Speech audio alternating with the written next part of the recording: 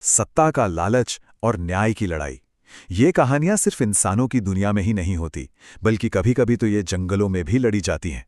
आज एक ऐसी ही कहानी सुनने वाले हैं हम सब, जहां एक भेड़िया, एक दानव और एक परी आमने सामने आ जाते हैं। तो चलिए इस दिलचस्प कहानी की गहराइयों में उतरते हैं। पूरी कहानी ना इसी एक सवाल के आसपास घूमती है। सोचिए जरा, क्या राजा बनने के लिए सिर्फ बहादुर होना ही काफी है, या फिर एक अच्छे राजा में ताकत के अलावा भी कुछ और होना चाहिए? बड़ा सवाल है। तो ठीक है, कहानी की शुरुआत होती है मूनलैंड जंगल से। और यहाँ हम मिलते हैं अपने पहले किरदार से, जिसकी आंखों में बस एक ही सपना है, सत्ता हासिल करने का। मिलिए कालू भेड़िया से। अब बहादुर तो ये बहुत हैं, इसमें कोई शक नहीं। लेकिन इसकी बहादुरी पर ना राजा बनने की एक धुन सवार है।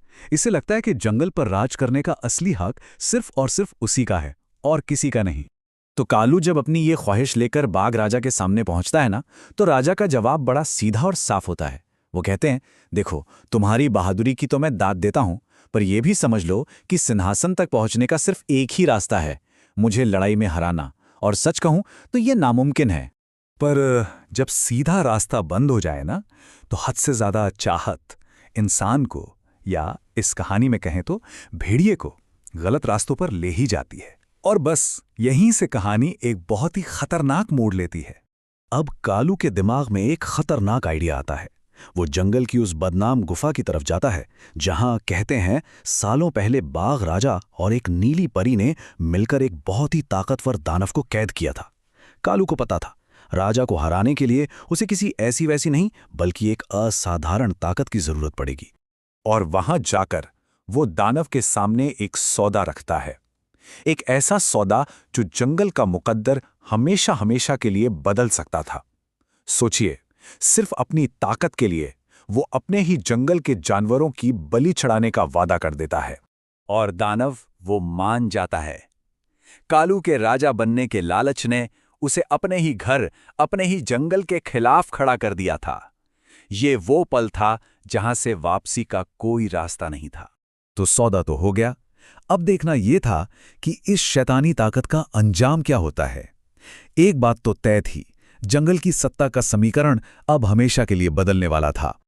दानव से मिली उस लाल शक्ति से लैस होकर कालू सीधा पहुंचता है बाघ राजा की सभा में और उसे चुनौती देता है। लड़ाई शुरू होती है और जो कल तक नामुमकिन लग रहा था, वो पल भर में सच हो जाता है।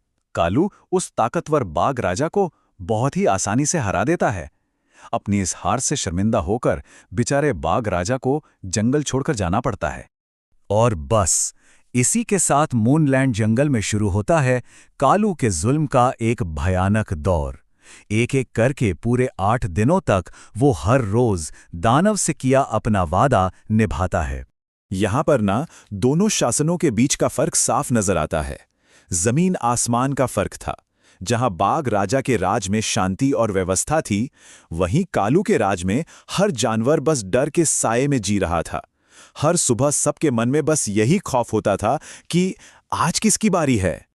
लेकिन कहते हैं ना, हर अंधेरी रात के बाद सुबह जरूर होती है।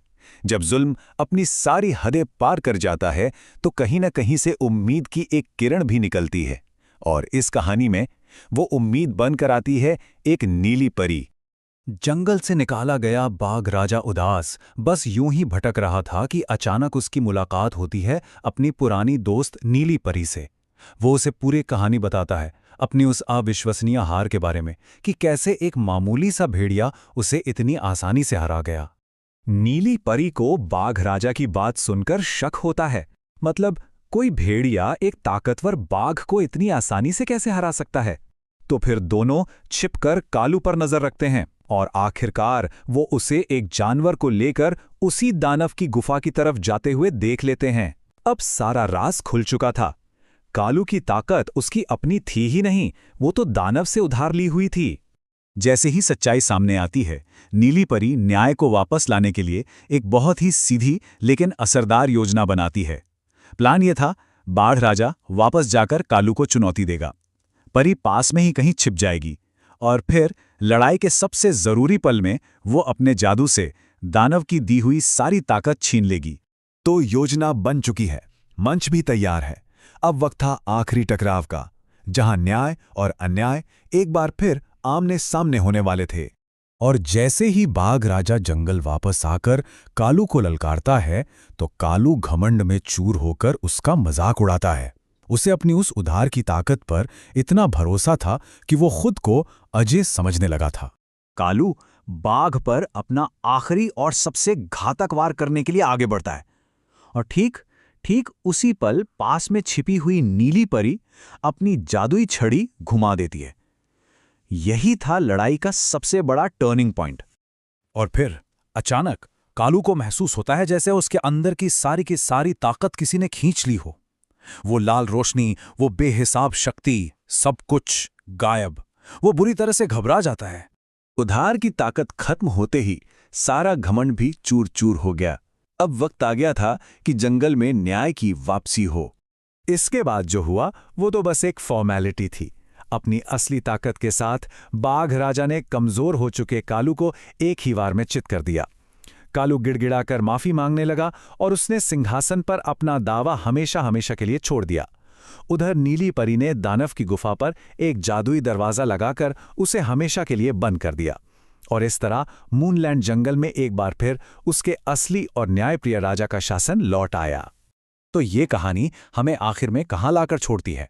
शायद उसी सवाल पर कि सत्ता का ये लालच किसी को कहाँ तक ले जा सकता है। ये कहानी हमें सिखाती है कि बहादुरी का मतलब सिर्फ जिस्मानी ताकत नहीं होता। असली शक्ति क्रूरता या धोखे से नहीं मिलती, बल्कि न्याय से, सही इरादों से और अपनी प्रजा की भलाई करने से मिलती है।